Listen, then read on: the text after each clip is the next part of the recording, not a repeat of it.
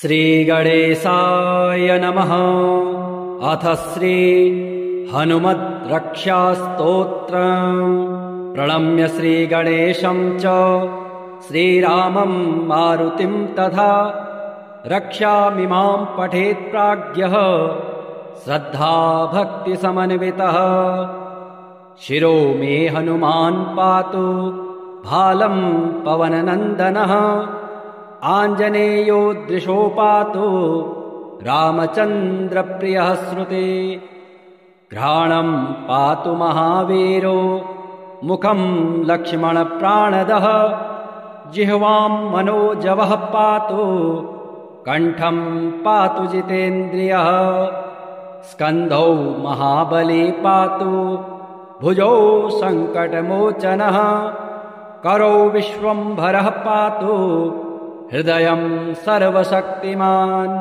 मध्यं पातु महातेजः नाभिं सागरलङ्घनः।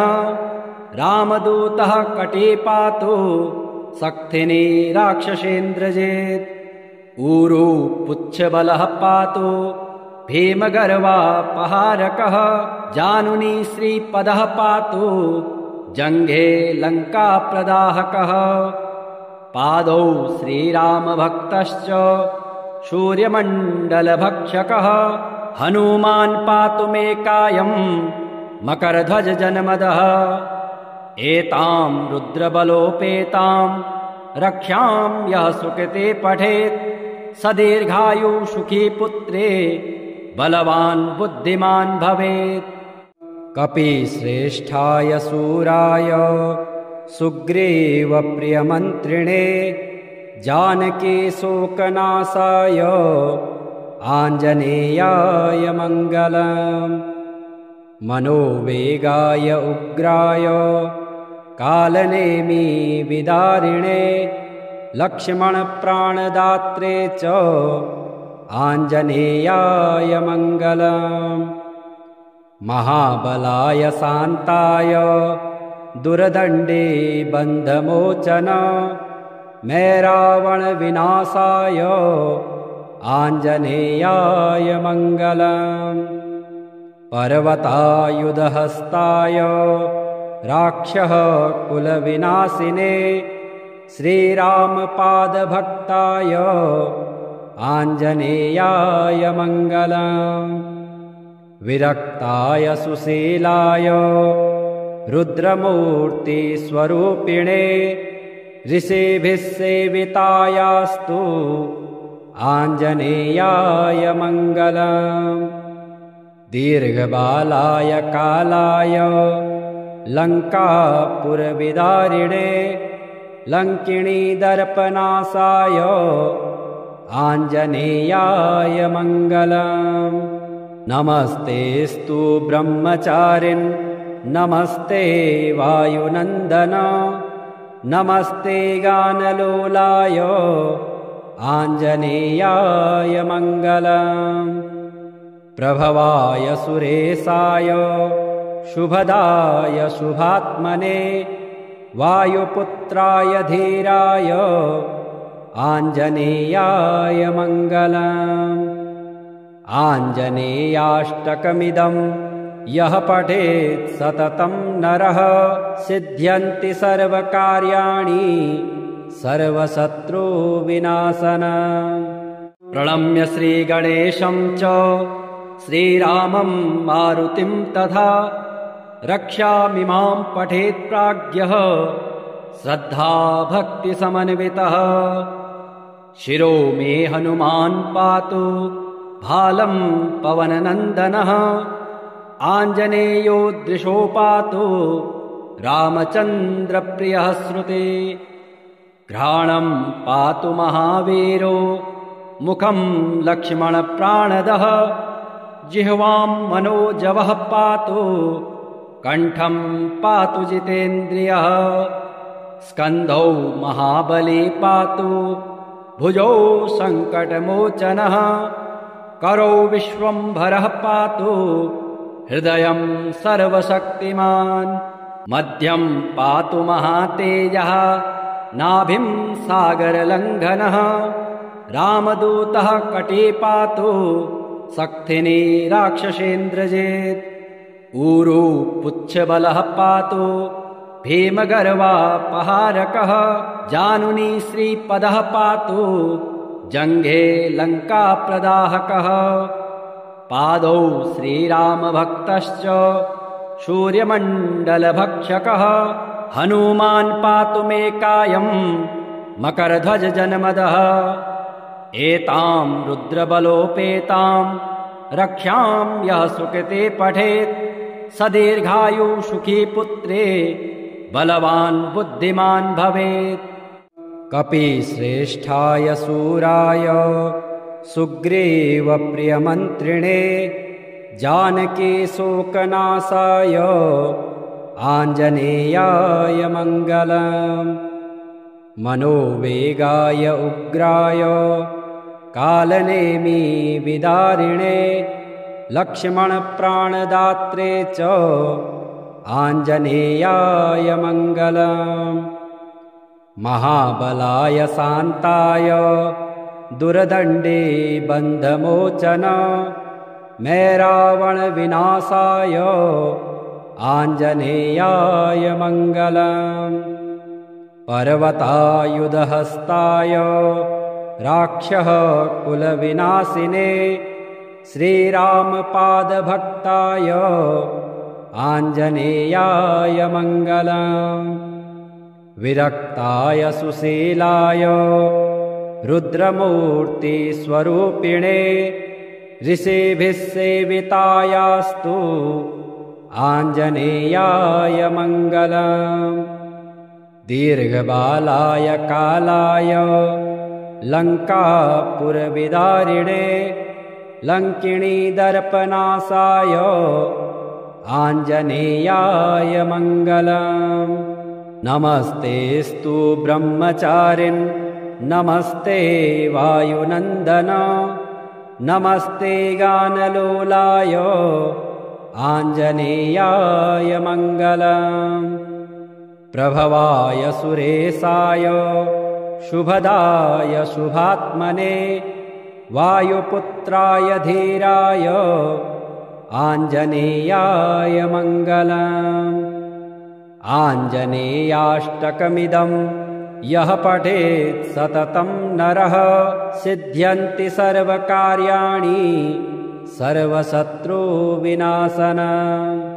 प्रणम्य श्रीगणेशं च श्रीरामं मारुतिं तथा रक्षामिमां पठेत् प्राज्ञः श्रद्धा भक्तिसमन्वितः शिरो मे हनुमान् पातु भालं पवननन्दनः आञ्जनेयो दृशो पातु रामचन्द्रप्रियः श्रुते घ्राणं पातु महावीरो मुखं लक्ष्मणप्राणदः जिह्वां मनोजवः पातु कण्ठं पातु जितेन्द्रियः स्कन्धौ महाबली पातु भुजौ सङ्कटमोचनः करौ विश्वम्भरः पातु हृदयं सर्वशक्तिमान् मध्यं पातु महातेजः नाभिं सागरलङ्घनः रामदूतः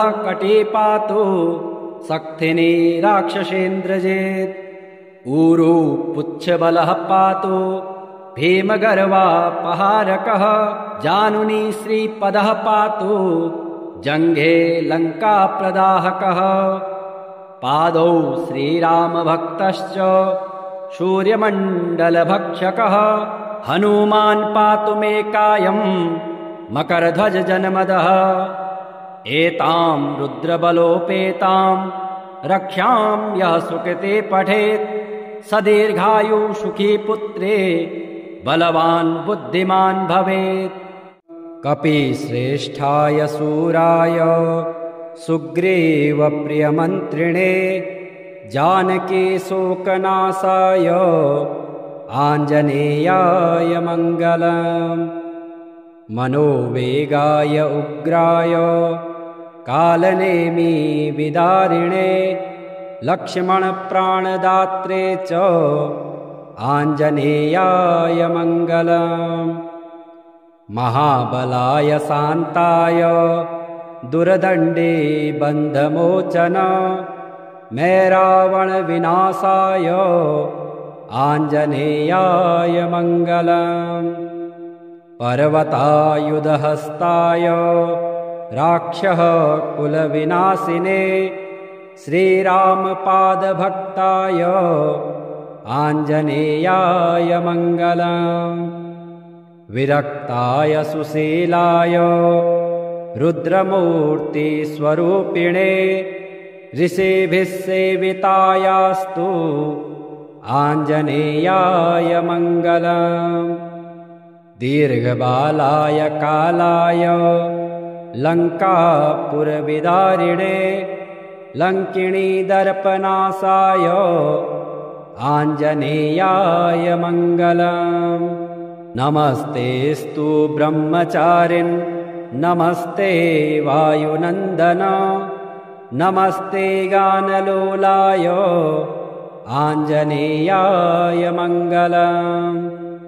प्रभवाय सुरेशाय शुभदाय शुभात्मने वायुपुत्राय धीराय आञ्जनेयाय मङ्गलम्। आञ्जनेयाष्टकमिदं यः पठेत् सततं नरः सिद्ध्यन्ति सर्वकार्याणि सर्वशत्रुविनाशनम्। प्रणम्य श्रीगणेशं च श्रीरामं मारुतिं तथा रक्षामिमां पठेत् प्राज्ञः श्रद्धाभक्तिसमन्वितः। शिरो मे हनुमान् पातु भालं पवननन्दनः आञ्जनेयो दृशो पातु रामचन्द्रप्रियः श्रुते। घ्राणं पातु महावीरो मुखं लक्ष्मणप्राणदः जिह्वां मनोजवः पातु कण्ठं पातु जितेन्द्रियः। स्कन्धौ महाबली पातु भुजौ सङ्कटमोचनः करौ विश्वम्भरः पातु हृदयं सर्वशक्तिमान्। मध्यं पातु महातेजः नाभिं सागरलङ्घनः रामदूतः कटे पातु सक्थिनी राक्षसेन्द्रजित्। ऊरू पुच्छबलः पातु भीमगर्वापहारकः जानुनी श्रीपदः पातु जङ्घे लङ्काप्रदाहकः। पादौ श्रीरामभक्तश्च सूर्यमण्डलभक्षकः हनुमान् पातु मे कायं मकरध्वजजनमदः। एतां रुद्रबलोपेतां रक्षां यः सुकृते पठेत् स दीर्घायु सुखी पुत्रे बलवान् बुद्धिमान् भवेत्। कपिश्रेष्ठाय सूराय सुग्रीवप्रियमन्त्रिणे जानकी शोकनाशाय आञ्जनेयाय मङ्गलम्। मनोवेगाय उग्राय कालनेमी विदारिणे लक्ष्मणप्राणदात्रे च आञ्जनेयाय मङ्गलम्। महाबलाय शान्ताय दुर्दण्डे बन्धमोचन मैरावणविनाशाय आञ्जनेयाय मङ्गलम्। पर्वतायुधहस्ताय राक्षः कुलविनाशिने श्रीरामपादभक्ताय आञ्जनेयाय मङ्गलम्। विरक्ताय सुशीलाय रुद्रमूर्तिस्वरूपिणे ऋषिभिः सेवितायास्तु आञ्जनेयाय मङ्गलम्। दीर्घबालाय कालाय लङ्कापुरविदारिणे लङ्किणीदर्पनाशाय आञ्जनेयाय मङ्गलम्। नमस्तेऽस्तु ब्रह्मचारिन् नमस्ते वायुनन्दन नमस्ते गानलोलाय आञ्जनेयाय मङ्गलम् प्रभवाय सुरेशाय शुभदाय शुभात्मने वायुपुत्राय धीराय आञ्जनेयाय मङ्गलम् आञ्जनेयाष्टकमिदं यः पठेत् सततं नरः सिद्ध्यन्ति सर्वकार्याणि सर्वशत्रुविनाशनम्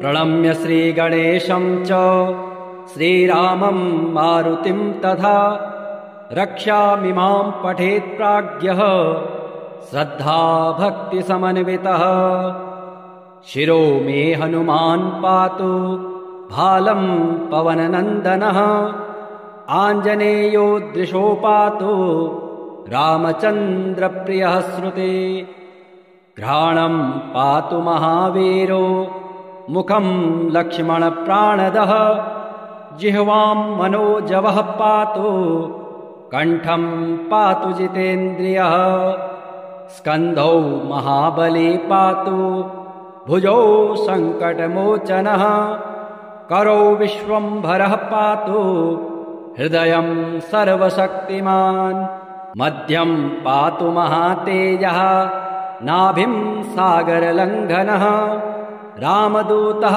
कटे पातु सक्थिनी राक्षसेन्द्रजित् ऊरू पुच्छबलः पातु भीमगर्वापहारकः जानुनी श्रीपदः पातु जङ्घे लङ्काप्रदाहकः पादौ श्रीरामभक्तश्च सूर्यमण्डलभक्षकः हनुमान् पातु मे कायं मकरध्वजजनमदः एतां रुद्रबलोपेतां रक्षां यः सुकृते पठेत् स दीर्घायु सुखी पुत्रे बलवान् बुद्धिमान् भवेत् कपिश्रेष्ठाय सूराय सुग्रीवप्रियमन्त्रिणे जानकी शोकनाशाय आञ्जनेयाय मङ्गलम् मनोवेगाय उग्राय कालनेमी विदारिणे लक्ष्मणप्राणदात्रे च आञ्जनेयाय मङ्गलम् महाबलाय शान्ताय दुर्दण्डे बन्धमोचन मे रावणविनाशाय आञ्जनेयाय मङ्गलम् पर्वतायुधहस्ताय राक्षः कुलविनाशिने श्रीरामपादभक्ताय आञ्जनेयाय मङ्गलम् विरक्ताय सुशीलाय रुद्रमूर्तिस्वरूपिणे ऋषिभिः सेवितायास्तु आञ्जनेयाय मङ्गलम् दीर्घबालाय कालाय लङ्कापुरविदारिणे लङ्किणीदर्पनाशाय आञ्जनेयाय मङ्गलम् नमस्तेऽस्तु ब्रह्मचारिन् नमस्ते वायुनन्दन नमस्ते गानलोलाय आञ्जनेयाय मङ्गलम् प्रभवाय सुरेशाय शुभदाय शुभात्मने वायुपुत्राय धीराय आञ्जनेयाय मङ्गलम् आञ्जनेयाष्टकमिदं यः पठेत् सततं नरः सिद्ध्यन्ति सर्वकार्याणि सर्वशत्रुविनाशनम् प्रणम्य श्रीगणेशं च श्रीरामं मारुतिं तथा रक्षामिमां पठेत् प्राज्ञः श्रद्धा भक्तिसमन्वितः शिरो मे हनुमान् पातु भालं पवननन्दनः आञ्जनेयो दृशो पातु रामचन्द्रप्रियः श्रुते घ्राणं पातु महावीरो मुखं लक्ष्मणप्राणदः जिह्वां मनोजवः पातु कण्ठं पातु जितेन्द्रियः स्कन्धौ महाबली पातु भुजौ सङ्कटमोचनः करौ विश्वम्भरः पातु हृदयं सर्वशक्तिमान् मध्यं पातु महातेजः नाभिं सागरलङ्घनः रामदूतः कटे पातु सक्थिनी राक्षसेन्द्रजित् ऊरू पुच्छबलः पातु भीमगर्वापहारकः जानुनी श्रीपदः पातु जङ्घे लङ्काप्रदाहकः पादौ श्रीरामभक्तश्च सूर्यमण्डलभक्षकः हनुमान् पातु मे कायं मकरध्वजजनमदः एतां रुद्रबलोपेतां रक्षां यः सुकृते पठेत् स दीर्घायु सुखी पुत्रे बलवान् बुद्धिमान् भवेत् कपिश्रेष्ठाय सूराय सुग्रीवप्रियमन्त्रिणे जानकी शोकनाशाय आञ्जनेयाय मङ्गलम् मनोवेगाय उग्राय कालनेमी विदारिणे लक्ष्मणप्राणदात्रे च आञ्जनेयाय मङ्गलम् महाबलाय शान्ताय दुर्दण्डे बन्धमोचन मैरावणविनाशाय आञ्जनेयाय मङ्गलम् पर्वतायुधहस्ताय राक्षः कुलविनाशिने श्रीरामपादभक्ताय आञ्जनेयाय मङ्गलम् विरक्ताय सुशीलाय रुद्रमूर्तिस्वरूपिणे ऋषिभिः सेवितायास्तु आञ्जनेयाय मङ्गलम् दीर्घबालाय कालाय लङ्कापुरविदारिणे लङ्किणीदर्पनाशाय आञ्जनेयाय मङ्गलम् नमस्तेऽस्तु ब्रह्मचारिन् नमस्ते वायुनन्दन नमस्ते गानलोलाय आञ्जनेयाय मङ्गलम् प्रभवाय सुरेशाय शुभदाय शुभात्मने वायुपुत्राय धीराय आञ्जनेयाय मङ्गलम् आञ्जनेयाष्टकमिदं यः पठेत् सततं नरः सिद्ध्यन्ति सर्वकार्याणि सर्वशत्रुविनाशनम् प्रणम्य श्रीगणेशं च श्रीरामं मारुतिं तथा रक्षामिमां पठेत् प्राज्ञः श्रद्धाभक्तिसमन्वितः शिरो मे हनुमान् पातु भालं पवननन्दनः आञ्जनेयो दृशो पातु रामचन्द्रप्रियः श्रुते घ्राणं पातु महावीरो मुखं लक्ष्मणप्राणदः जिह्वां मनोजवः पातु कण्ठं पातु जितेन्द्रियः स्कन्धौ महाबली पातु भुजौ सङ्कटमोचनः करौ विश्वम्भरः पातु हृदयं सर्वशक्तिमान् मध्यं पातु महातेजः नाभिं सागरलङ्घनः रामदूतः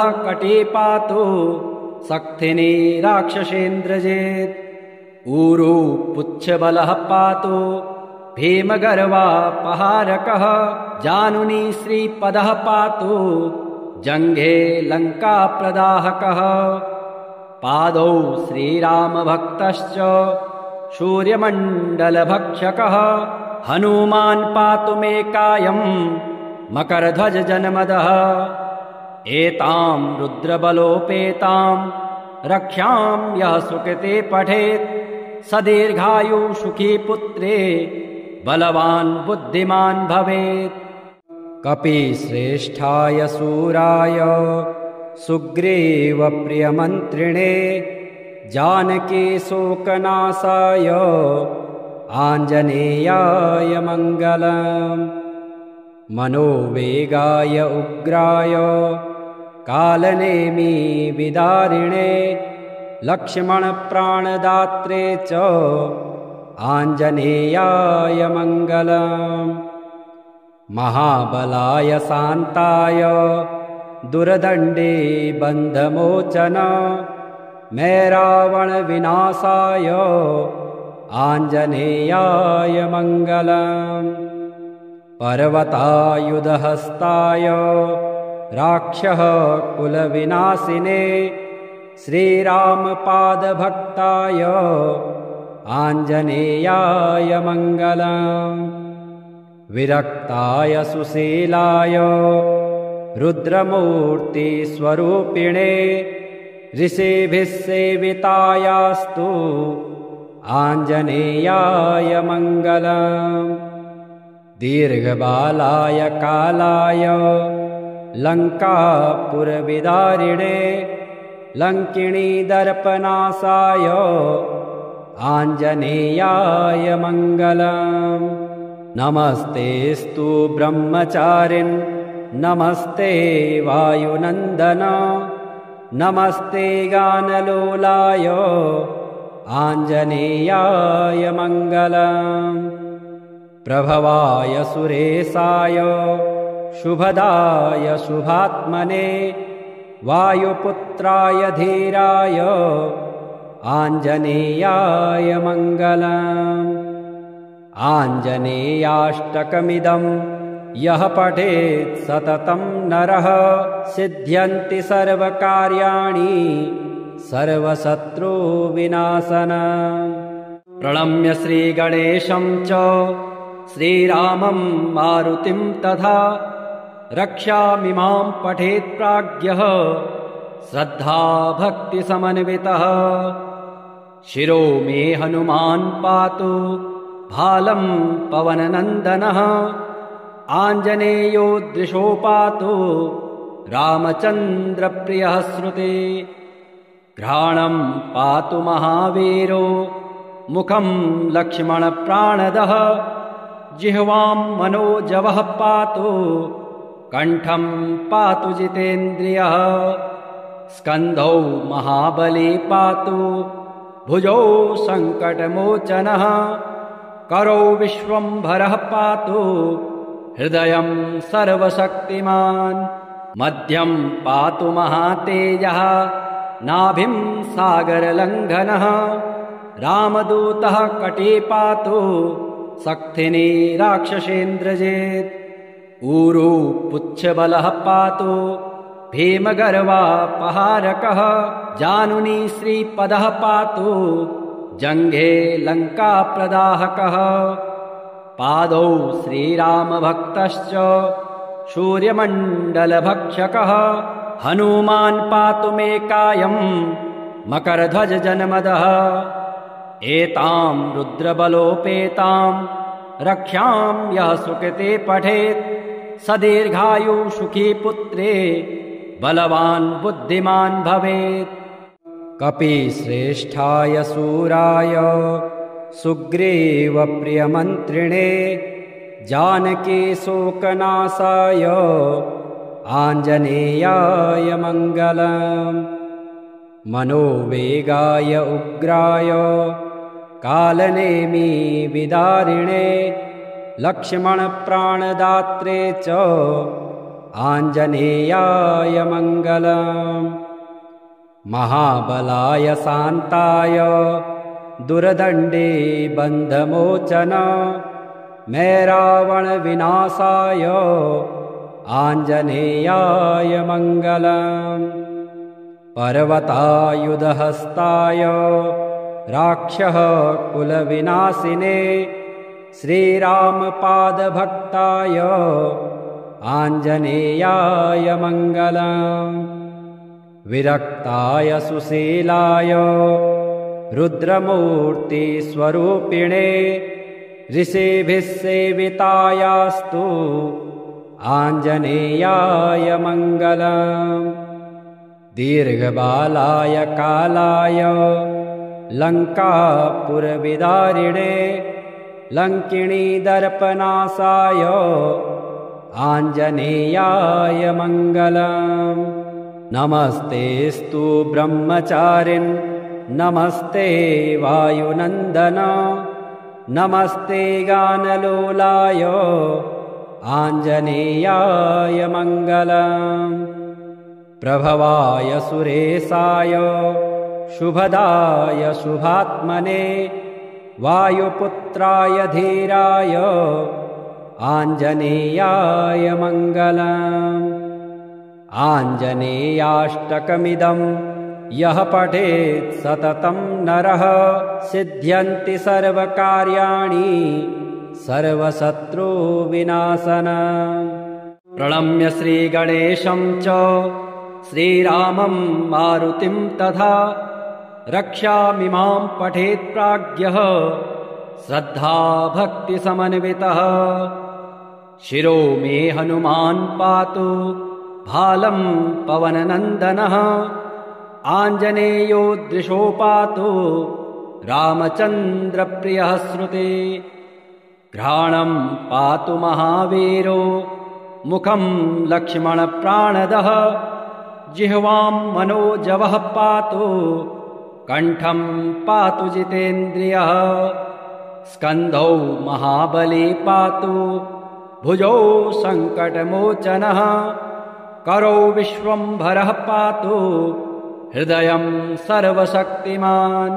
मध्यं पातु महातेजः नाभिं सागरलङ्घनः रामदूतः कटे पातु सक्थिनी राक्षसेन्द्रजित्। ऊरू पुच्छबलः पातु भीमगर्वापहारकः जानुनी श्रीपदः पातु जङ्घे लङ्काप्रदाहकः। पादौ श्रीरामभक्तश्च सूर्यमण्डलभक्षकः हनुमान् पातु मे कायं मकरध्वजजनमदः। एतां रुद्रबलोपेतां रक्षां यः सुकृते पठेत् स दीर्घायु सुखी पुत्रे बलवान् बुद्धिमान् भवेत्। कपिश्रेष्ठाय सूराय सुग्रीवप्रियमन्त्रिणे जानकी शोकनाशाय आञ्जनेयाय मङ्गलम्। मनोवेगाय उग्राय कालनेमी विदारिणे लक्ष्मणप्राणदात्रे च आञ्जनेयाय मङ्गलम्। महाबलाय शान्ताय दुर्दण्डे बन्धमोचन मैरावणविनाशाय आञ्जनेयाय मङ्गलम्। पर्वतायुधहस्ताय राक्षः कुलविनाशिने श्रीरामपादभक्ताय आञ्जनेयाय मङ्गलम्। विरक्ताय सुशीलाय रुद्रमूर्तिस्वरूपिणे ऋषिभिः सेवितायास्तु आञ्जनेयाय मङ्गलम्। दीर्घबालाय कालाय लङ्कापुरविदारिणे लङ्किणीदर्पनाशाय आञ्जनेयाय मङ्गलम्। नमस्तेऽस्तु ब्रह्मचारिन् नमस्ते वायुनन्दन नमस्ते गानलोलाय आञ्जनेयाय मङ्गलम्। प्रभवाय सुरेशाय शुभदाय शुभात्मने वायुपुत्राय धीराय आञ्जनेयाय मङ्गलम्। आञ्जनेयाष्टकमिदं यः पठेत् सततं नरः सिद्ध्यन्ति सर्वकार्याणि सर्वशत्रुविनाशनम्।